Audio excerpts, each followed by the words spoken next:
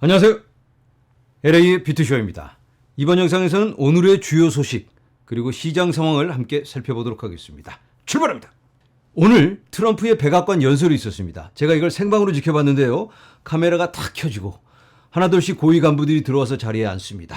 그리고는 웅성웅성 하다가 음악이 빰빰빠밤 울리면서 트럼프가 이렇게 착 들어서니까 벌떡 모두들 일어납니다. 트럼프가 들어섭니다. 그리고 딱 앉아서 인사를 하는데 약간의 그 카리스마가 느껴지는 그런 분위기였어요. 그런데 내용을 들어보니까 자기네들끼리 자화자찬하는 그런 내용이라 별다른 내용이 없었는데 오늘 있었던 내용 중에 가장 의미 있었던 건 바로 바이낸스의 CG를 트럼프가 사면했다. 사면해줬습니다. 이 사람이 보니까 별로 잘못한 게 없네. 트럼프 대통령은 바이낸스 창립자 CG 창펑자오를 사면한 이유는 그가 무죄이며 바이든 행정부로부터 박해를 받았다라고 밝혔습니다. 자, 바이든의 시대에서는 코인을 때려잡으러 다니던 그런 상황이었죠. 그리고 행동대장에는 바로 게리 갠슬러가 있었습니다. 빠박이 갠슬러가 그냥 코인을 소송 걸어가면서 못살게 굴고 우리들을 힘들게 만들었었죠. 자, 그런데 이걸 보면서 우리가 느낄 수 있는 건 시대가 변했다. 세상이 달라졌다. 아직도 이걸 체감하지 못하시는 분들이 계세요. 자, 코인업계는 뜨겁게 반기고 있습니다. 코인이 이제 인정을 받는구나. 창펑자오는 여기에 대해서 미국을 암호화폐 수도로 만들고 웹3를 전 세계적으로 발전시키기 위해 우리가 할 수 있는 모든 것을 할 것이다 라고 화답을 했습니다. 그리고 창펑자오가 여러 인터뷰를 하는 과정에서 피터 시프에 대해서 언급을 합니다. 피터 시프 아시나요? 금만 외치고 비트코인은 사기고 비트코인이 제로가 될 것이다 라고 아직도 말하는 사람입니다. 아직도 비트코인이 제로로 0으로 수렴할 거다라고 믿는 분들이 정말로 계시는 것 같아요. 와. 그런데 이 피터 시프라는 사람은 한결같습니다. 자, 그런데 피터 시프가 요즘 블록체인이 대세인 건 뭐 누구나 다 알고 이제 부인할 수가 없으니까 본인이 이제 나서서 비트코인은 사기고 제로가 되겠지만 이 금덩어리는 영원한 게 아니냐. 블록체인은 그래도 실체가 있는 것 같으니까 이 금을 블록체인에 토큰화를 시키겠다. 그리고 이 토큰화된 이 코인을 팔아먹겠다. 이런 식으로 접근을 합니다. 여러분들 어떻게 생각하세요? 금을 블록체인에 토큰화하면 실체가 있는 뭔가 내재의 가치가 있는 귀한 상품이 될까요? 귀한 자산이 될까요? 자, 여기에 대해서 CG가 이렇게 얘기합니다. 자, 토큰화는 제3자가 나중에 금을 줄 것이라고 믿는 것을 의미합니다. 심지어 수년 후에 전쟁으로 경영진이 바뀌더라도 말입니다. 그러니까 이 금을 토큰화했다고 해서 나중에 이 코인을 들고 가면 이 금을 누가 주게 되죠?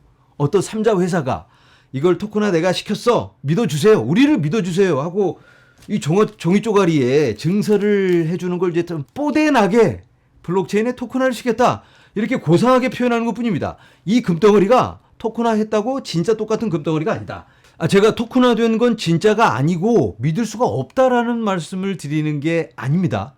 물론 공인된 업체가 교차 검증을 통해서 이 금을 토큰화 시켰다면 어느 정도는 믿을 수가 있습니다. 왜냐하면 폐쇄된 어느 사기업의 데이터베이스에 들어가 있는 게 아니고 모두가 검증할 수 있는 공개된 블록체인에 이 금덩어리가 토큰화돼서 들어가 있다면 이건 충분히 코인을 하는 우리로서는 그렇지 주식을 토큰화하고 부동산을 토큰화한 것과 같은 선상에서 놓고 볼 수 있는 거죠. 그런데 문제는 토큰화의 근본이 되는 블록체인 그리고 그 블록체인의 가장 확실하고 안전한 대표성을 띠고 있는 비트코인을 부정하면서 이거 사기다. 제로가 된다.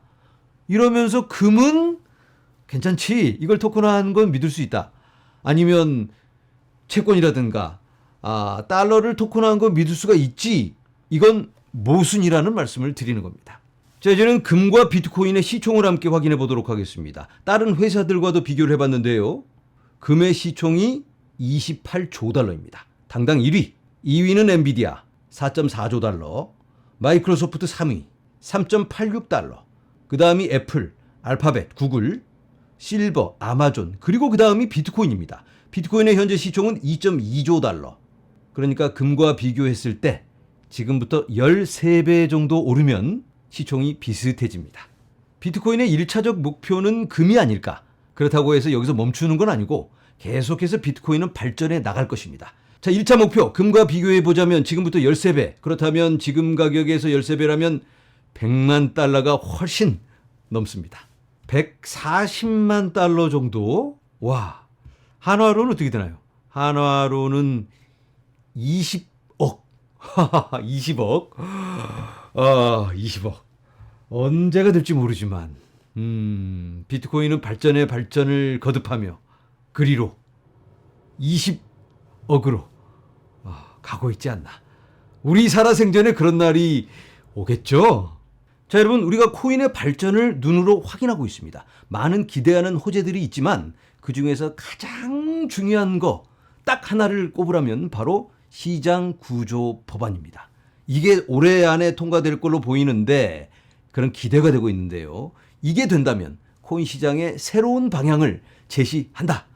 스테이블 코인이 승인이 되면서 많은 변화가 일고 있습니다. 사회적 인프라가 거기에 맞춰져 가고 있는데 이 시장 구조 법안은 조금 더 실질적인 부분입니다. 모든 코인이 뭘 어떻게 어디까지 할 수 있는지, 어떤 규제 기관이 관할을 할 건가, 뭘 어떻게 이런 것들을 명확하게 정해주는 그런 법안이기 때문에 이게 통과된다면 정말 판이 뒤집어진다. 이렇게 볼 수 있을 것 같습니다. 자, 여기에 대한 기대가 굉장히 커지고 있었는데 미국 정부의 셧다운 때문에 이게 좀 딜레이가 되고 있습니다. 좀 늦어지고 있는데 자, 그럼에도 불구하고 열심히 작업을 하고 있는 친구가 있습니다. 바로 코인베이스의 브라이언 암스트롱. 이 사람이 워싱턴에 가서 많은 정치인들을 만나면서 여러 가지 이야기를 하면서 보니까 이거 정말 이 진행 과정이 순탄하게 척척 잘 되고 있다. 이런 걸 느끼면서 이렇게 글을 올립니다. 워싱턴 DC는 폐쇄될지 모르지만 시장 구조 명확화에 대한 추진력은 역대 최고 수준이다. 저는 이 문제를 해결하고자 상원 민주당 의원과 공화당 의원들과 이야기를 나누었는데 90%는 달성했습니다. 양측 모두 마지막 10%를 파악하기 위해 열심히 노력하고 있으며 거의 마무리 단계에 접어들었습니다. 이 사람이 좀 과장해서 이야기를 할 수는 있겠지만 이거 90% 달성했다. 이제 10%만 좀 조율하면 된다. 뻥이 좀 들어가 있다고 해도 거의 90%가 아니고 80%라도 방향만 맞다면 기다릴 수 있잖아요. 이게 굉장히 긍정적으로 발전적인 방향으로 흘러가고 있는 게 아닌가. 우리가 좀 기대를 해봐도 되지 않을까. 이렇게 말씀을 드려봅니다. 자, 솔라나 관련해서 나온 뉴스가 있어서 함께 나눠봅니다. 피델리티가 솔라나에 대한 문을 열어서 클라이언트에게 솔라나를 제공한다라는 뉴스가 나오고 있습니다. 이유는 솔라나에 대한 관심이 높아지기 때문에 고객이 원하기 때문에 이제 취급을 하겠다. 그래서 이제 피델리티에서 거래되는 코인은 비트코인, 이더리움, 라이트코인 그리고 솔라나입니다. 자, 그런데 여기서 그치는 게 아니고 여러 ETF가 줄을 서 있죠. ETF가 승인되는 그런 코인들은 다 여기에 추가되지 않을까 이런 기대를 해볼 수 있을 것 같고요. ETF 최종 마감일 이런 건 별로 이제 중요하지 않을 것 같습니다. 미국 정부가 열기만 하면 SEC가 바로 속도감 있게 이 ETF 관련 내용들을 처리하지 않을까 이렇게 기대를 해볼 수 있겠습니다. 자, 이제 몇 시간 후면 미국 노동통계청에서 굉장히 중요한 발표를 합니다. 뭘까요? 바로 소비자 물가지수 CPI. 아니, 미국 정부가 문 닫아서 다들 쉬고 있는 줄 알았는데 그런데 어떻게 이런 발표를 할 수 있을까? 예외적인 상황인데요. 굉장히 중요하기 때문에 이것만이라도 어떻게 발표를 해보자. 이런 합의가 모아져서 이걸 발표하기로 했다고 합니다. 자, 2025년 9월 소비자 물가지수 발표 일정 변경.